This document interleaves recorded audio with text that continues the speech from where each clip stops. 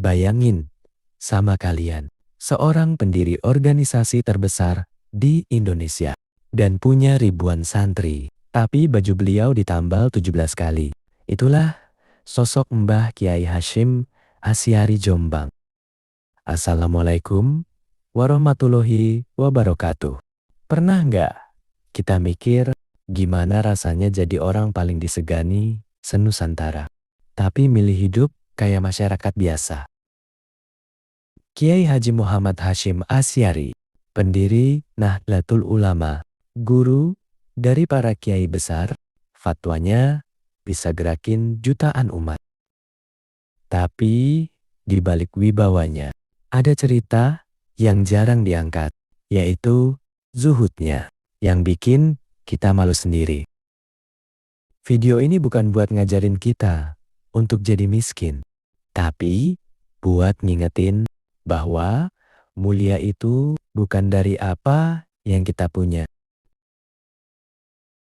Kiai Haji Hasyim lahir di Tebuireng tahun 1871 Masehi. Sejak beliau mondok ke Mekah, beliau sudah terbiasa hidup prihatin dan sederhana. Syekh Mahfudz At-Tarmasi adalah gurunya dan pernah cerita, Hasyim itu santri yang paling sabar. Kadang sehari cuma makan roti kering plus air zam-zam. Pulang dari Mekah pada tahun 1899 Masehi. Beliau nggak langsung bikin pesantren megah, padahal beliau sudah masyhur walau saat berada di Mekah.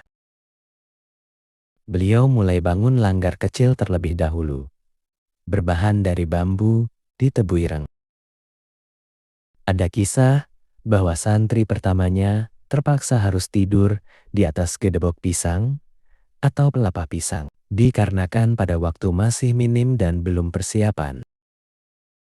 Seiring berjalannya waktu, pondok pesantren Tebuireng makin ramai didatangi para santri yang mau nyantri dari pelosok kota. Ada kisah muridnya beliau yaitu Kiai Bisri Mustafa pernah ditanya, "Gus, bapakmu kiai besar, kok rumahnya kayak gini?" Jawab beliau, "Anakku, menjadi kiai besar itu enggak diukur dari gentengnya, tapi dari hatinya." Pada tahun 1930, pesantren Tebuireng udah jadi rujukan kiai se-Jawa Timur. Santri ribuan dan bantuan mengalir untuk pembangunan pesantren. Mulai dari kiriman beras, uang, zakat datang tiap hari. Tapi coba tebak dapurnya Kiai Haji Hasyim, beliau masih pakai tungku kayu bakar. Lauknya tempe, ikan asin, kadang cuma sayur kangkung. Kalau ada tamu penting, baru masak ayam.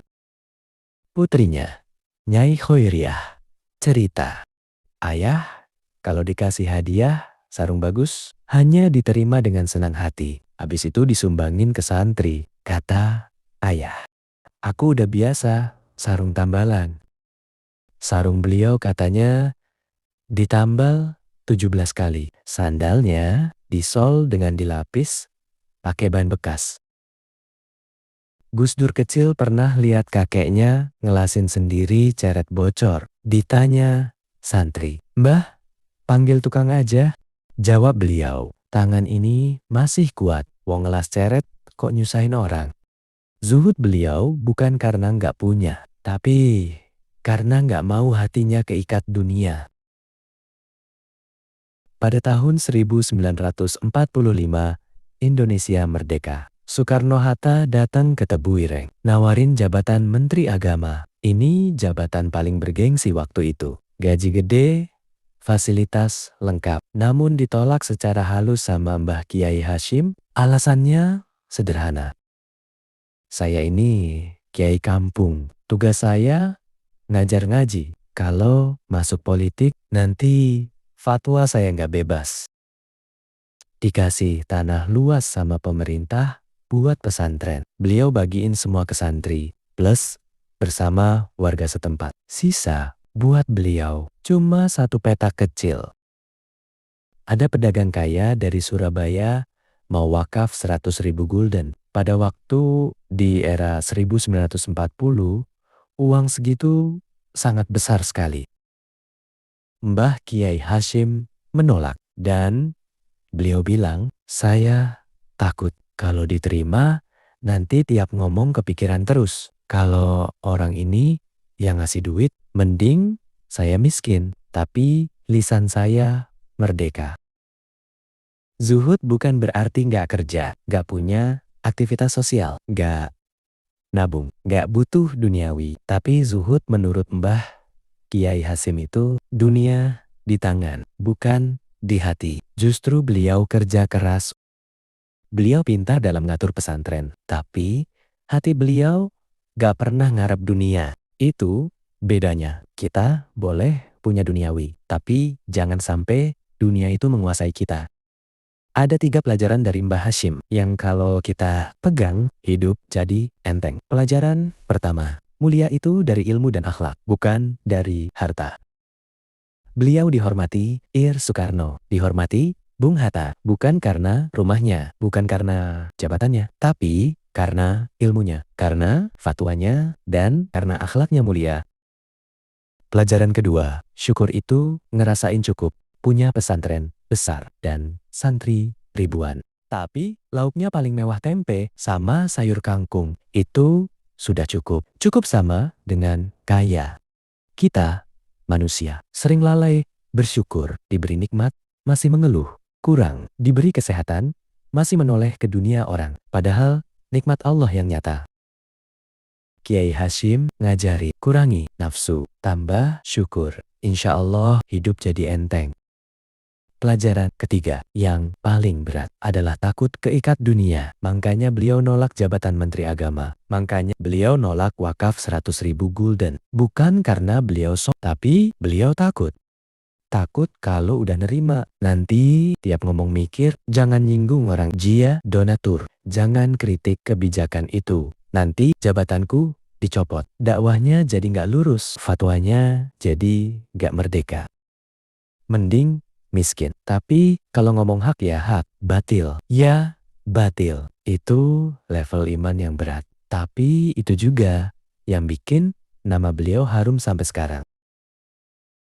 Pada tahun 1947 Masehi, masyarakat khususnya se-Nusantara telah kehilangan sosok Mbah Kiai Hashim Asy'ari.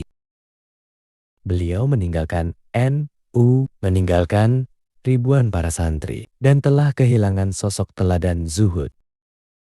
Rumahnya sederhana, hartanya gak banyak, pakaian yang dipakai hanya sarung tambalan, tapi coba kita lihat sekarang.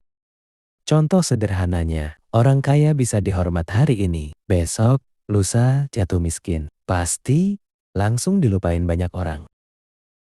Tapi, para ulama 80 tahun walau sudah wafat, namanya masih disebut, masih didoain oleh orang banyak. Itulah mulia yang sesungguhnya.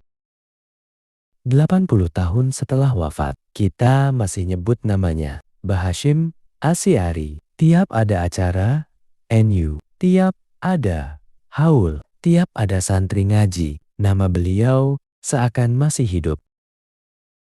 Itu bukti bahwa orang istimewa jauh beda dengan orang biasa. Kita cuma ditinggalin harta, 3 generasi udah lupa. Anak cucu rebutan warisan, abis itu selesai.